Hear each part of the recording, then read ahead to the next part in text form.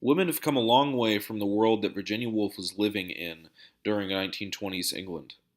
A world that was encompassed with misogyny, patriarchal anger, and constant oppression and objectification of women. Equality of the sexes was not in men's vocabulary, and it is not in the majority of men's vocabulary still today.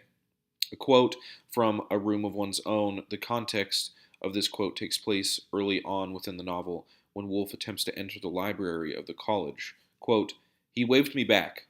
Ladies are only admitted to the library if accompanied by a fellow of the college or furnished with a letter of introduction." End quote. A Room of One's Own is being written at the end of the 1920s.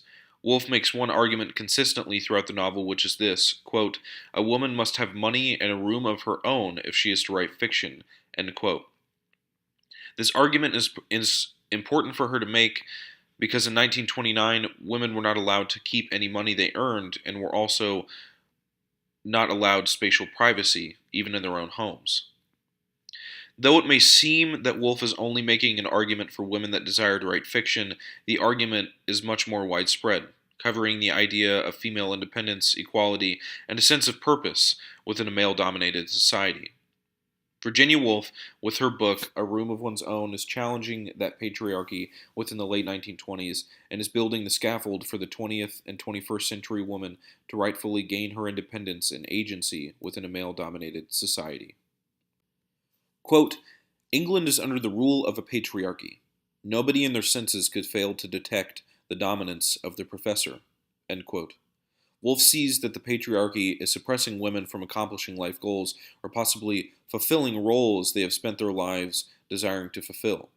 Woolf knows that men are angry and afraid because of the rising power in the feminist movement. Men are afraid that they are going to lose their dominance over their wives and daughters. Men are, quote, "thinking that other people are inferior to oneself." People, meaning within this context, someone that is not white or male.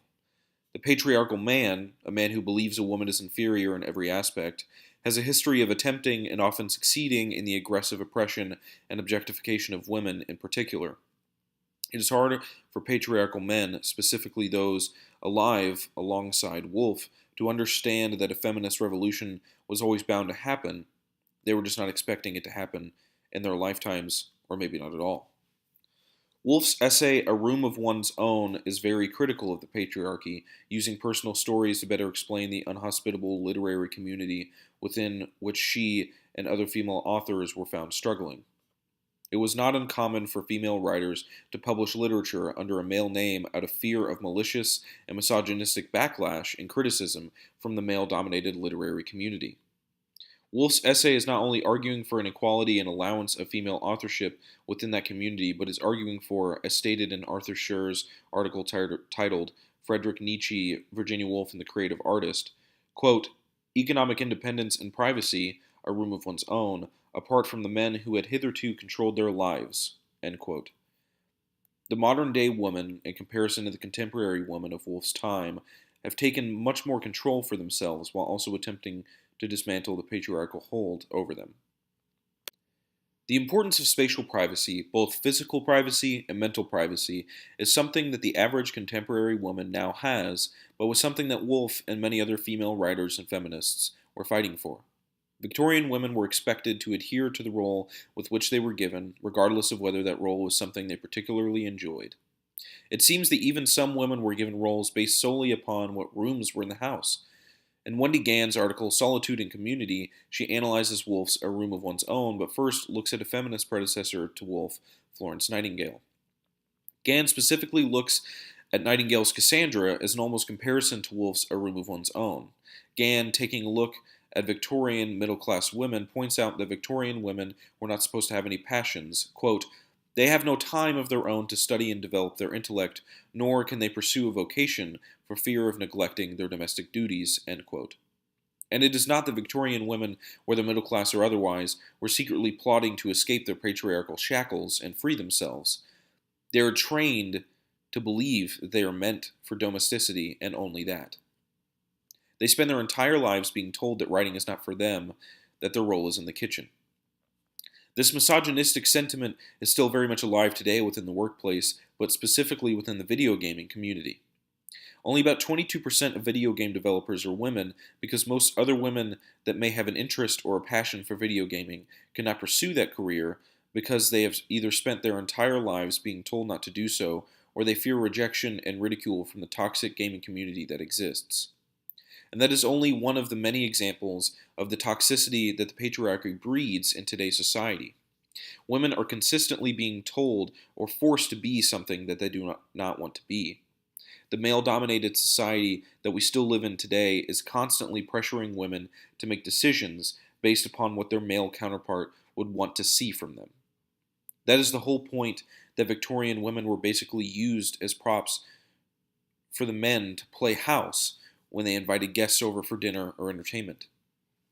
There are fundamental differences between women and men as men see it, so fundamentally different roles were played, or forced to be played, by women because of those fundamental differences between the two genders.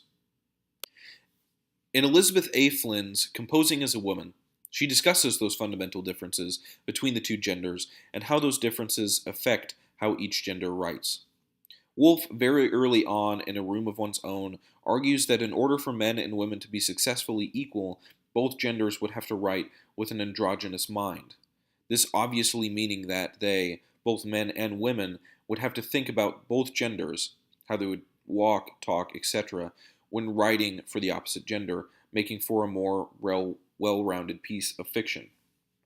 In Flynn's essay about women in composition, she seems to confirm that belief that males and females are fundamentally different by saying, quote, feminist research and theory emphasize that males and females differ in their developmental processes. These differences are a result of an imbalance in the social order, end quote. There's most definitely an imbalance in the social order between males and females, and this imbalance sets up women for failure regardless of the decade or century, whether it be the 1920s or the 2020s. This innate and perpetual imbalance will always allow men to be on top of the social structures, making women seem inferior. Flynn goes on to say that, quote, women's perspectives have been suppressed, silenced, marginalized, written out of what counts as authoritative knowledge. Men become the standard against which women are judged, end quote. And she is right in saying this. Men are the standard against which women are judged. Whether it be in the literary community, video gaming community, or the film community, women are put up against men, even with these heavy social imbalances, and judged with the same criteria and found to be lacking because of a rubric that has already been proven to be in favor of men.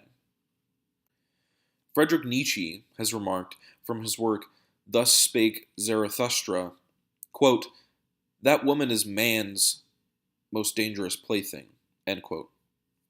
And in Schur's article, he compares both Nietzsche and Woolf, quote, although few writers have perceived similarities between Friedrich Nietzsche and the great English novelist, feminist, writer, and literary critic Virginia Woolf, her antipathy toward the male gender resembled Nietzsche's against women, end quote. Both Nietzsche and Woolf seem to have a very strong dislike, not hatred, toward the opposite gender, but both seemingly have a respect for what they, the opposite gender, has accomplished. And Woolf believed, as stated earlier, in an androgynous mind, quote, the androgynous writer alone achieved true artistic greatness, leaving behind her his resentments and bitterness, and depicting universally resonant themes that transcended differences in gender, class, race, or religion, end quote. Woolf spends her book, A Room of One's Own, fighting for women. She has argued for women's right to authorship and equal inclusion within the literary community, but she was fighting for much more than female authorship, independence, etc. She was fighting for women's inclusion in a male-dominated world. That's it. She was not fighting for women to be above men on the social structure or for men to all burn in hell. She fought for equality of the sexes and the correct treatment and respect for women from men. This text, A Room of One's Own, is still very applicable to today's society. The sense of purpose for women that Woolf is investigating, searching, and fighting for is still something that women today are fighting for. In a male-dominated society, women find themselves in oppressive and harassing situations that men put them in to make themselves feel powerful. Woolf understands the reasoning behind men's constant fight for superiority, quote, that deep-seated desire, not so much that she will be inferior as that he shall be superior, even when the risk to himself seems infinitesimal and the suppliant humble and devoted, quote. This quote mirrors society today because the patriarchal man is still fighting to oppress anyone and everyone that is not a straight white male.